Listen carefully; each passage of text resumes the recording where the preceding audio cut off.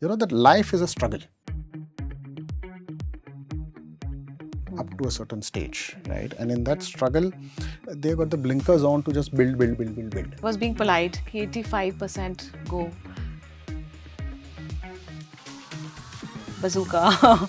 Somebody said not 85, 90%. I would have met 10,000 founders till now, right? In the first 10 minutes you realize, right, ये आदमी कितना पानी में। So जो आदमी स्कूल में पेंसिल चुराता था, वो इसी पैसा चुराएगा, right? So that journey goes on. So I think it is also a responsibility of the investor to have realistic expectations, right? And focus on the right things and have the business built the right way and subscribe to the vision of the founder. That going to the dustbin is what I've heard from Nimesh for my venture also.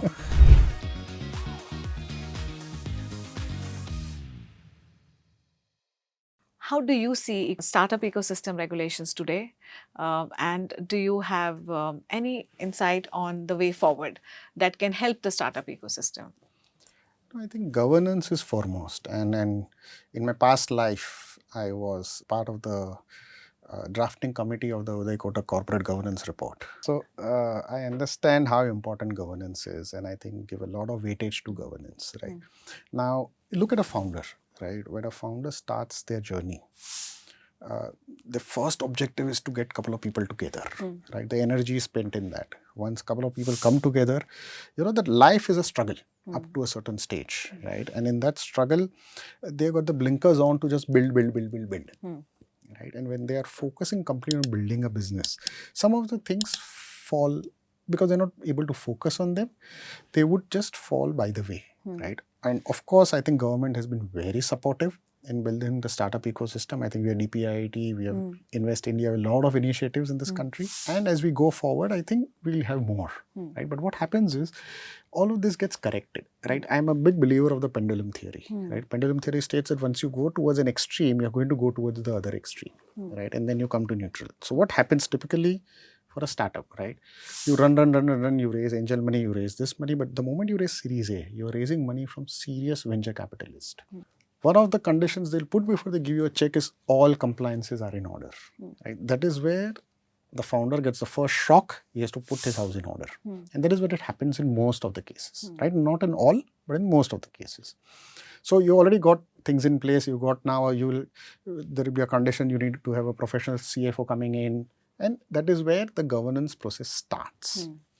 Now this governance, we are talking about compliances. So compliances will be on order from their period on. Other part is about integrity, right? And we touched upon integrity in the beginning as well. And integrity is also a very important human condition, right? Because we are seeing, and integrity has to be ingrained in our ecosystem. Unfortunately, I always say this, that moral sciences, which when I was studying was a 16-mark paper on 100, should have been a 100-mark paper, right? And since we have not been taught morals from the very beginning, I somehow find them a little weak. Even in the current generation, right?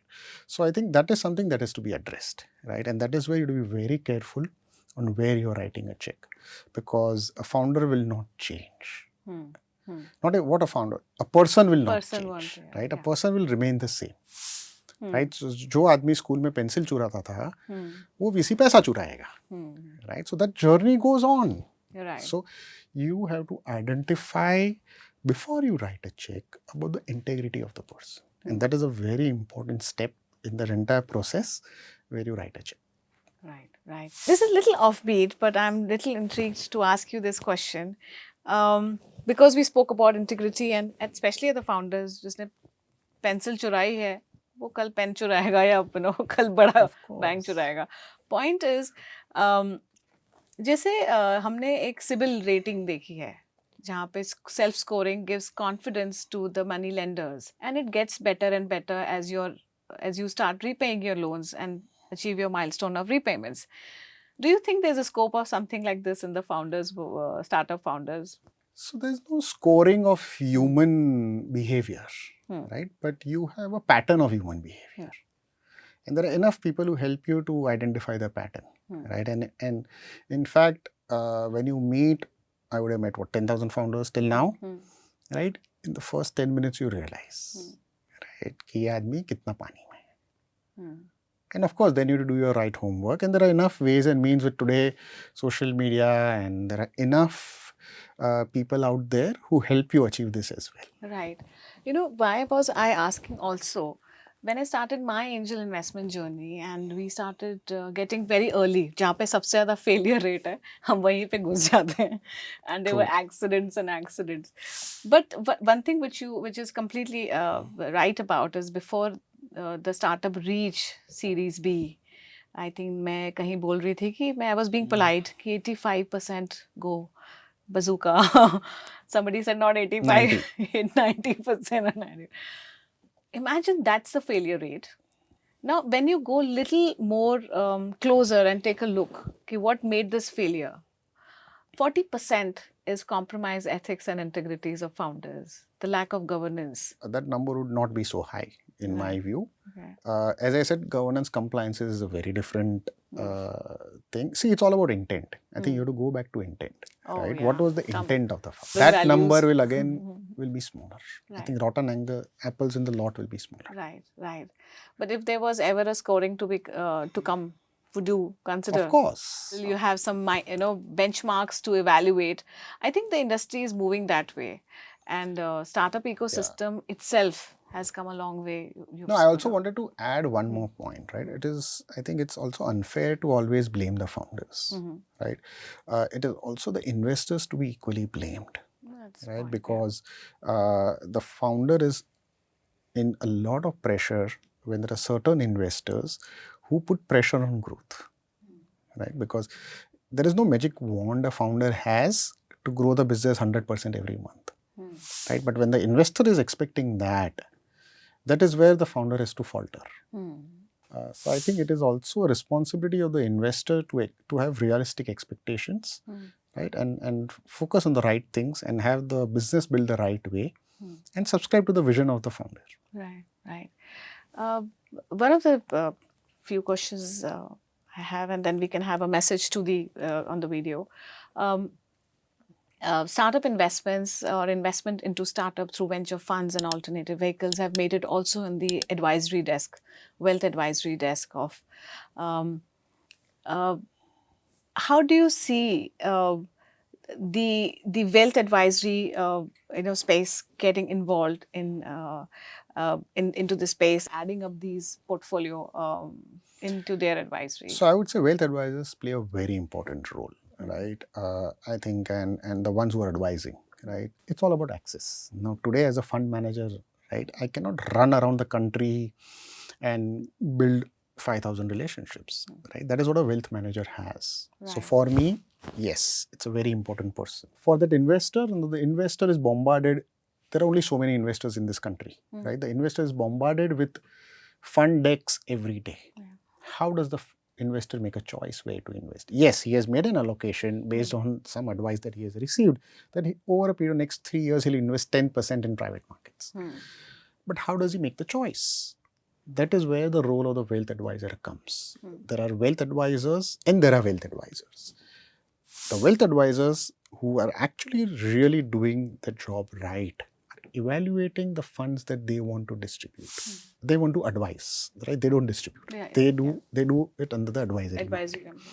So they do a complete due diligence, just the way you do a due diligence of a startup. They do the due diligence of the fund managers, right? They go very deep. They understand the psyche of the fund managers. They understand the equation, some of the questions that you asked, the chemistry between the co-founders, right? And track record, history, all of those things, just as you say, were to look on any other investment, right? So they do the hard work. And they have particular funds, they will have different kinds of funds which are in the recommended portfolio. So if you are the client and who says, I want to have 10% exposure in the private markets, right? They'll tell you, do this on the early stage side, do this on the growth side, do this on the PE side, right? Their role is very important, right? As long as they are the right advice. Yeah. So your message to both, first institutional investor or a family office, which is listening to you no, right I think if anybody's heard our entire interview, we had a very interesting dialogue on the entire thesis. In fact, I think you have unraveled me as a person as well. So I think that itself has to talk about why should anyone look at us, why should anyone partner with us, and of course that is a journey that we want to take. Happy to work with any investor that is out there who is like-minded, who is interested in working in this ecosystem, who wants to make a change, and of course bring value to themselves and to others. So investors are always welcome, right?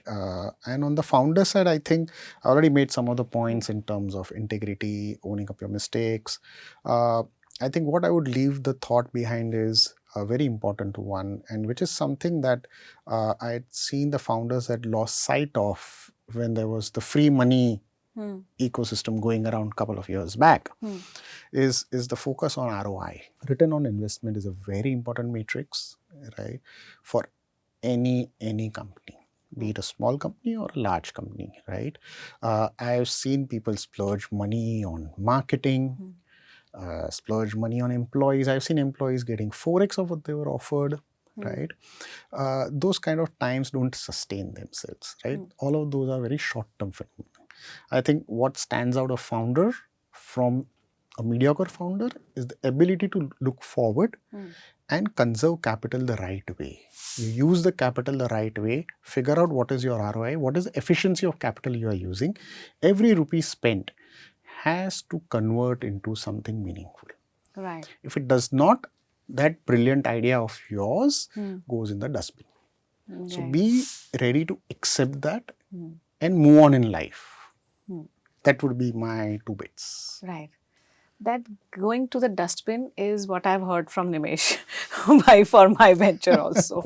He never minces word, even if it's something that's going to make you pause and think twice. I think this interview is an example and a testimonial how one speaks honestly, and of course, Nimesh Bhai has always been a straightforward person. But what important is to understand that you can reinvent the wheel or rewrite the rules with the ink that has been there in your pen from much earlier. The rules of the game don't keep changing with people. The rules of the game has been always there. Your integrity, your commitment to your own startup, your governance in running your funds and finances, your attitude of doing something worthwhile in the startup ecosystem. If you're a founder, that matches all the boxes like this, and you are here to thrive, not just survive, then I'm sure a VC fund or Nimesh Bhai will find you and give you a check. But I think what we are also talking about is institutional investors, which have been waiting far too long to back an Indian venture capital fund, which is based on ethos of our Indian traditions, such as bet money or invest or back people which has integrity, which are those people or founders that can deliver in the most complex market. Cash is king, cash is scarce. So if you're getting cash and getting backed by a venture fund, it's not gonna come on easy terms. If you have the right skills that you think you have, you've heard this conversation, then stay tuned and keep learning how to up your game. Because if you're good in your game, a venture fund will hunt and invest in you.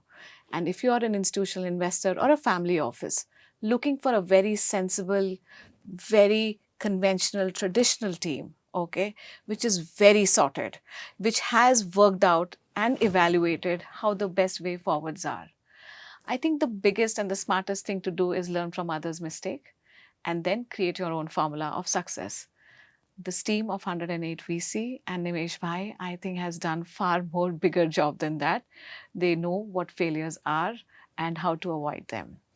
I think this conversation will continue. This enigma of investment thesis is not over yet, because Indian VC writing something that can change the global landscape of investment thesis. I think that's what we are looking for. Indian homegrown 108 venture capital fund by Nimesh Kampani and his team. Thank you for joining us, and I hope you had a great conversation. You had a good time.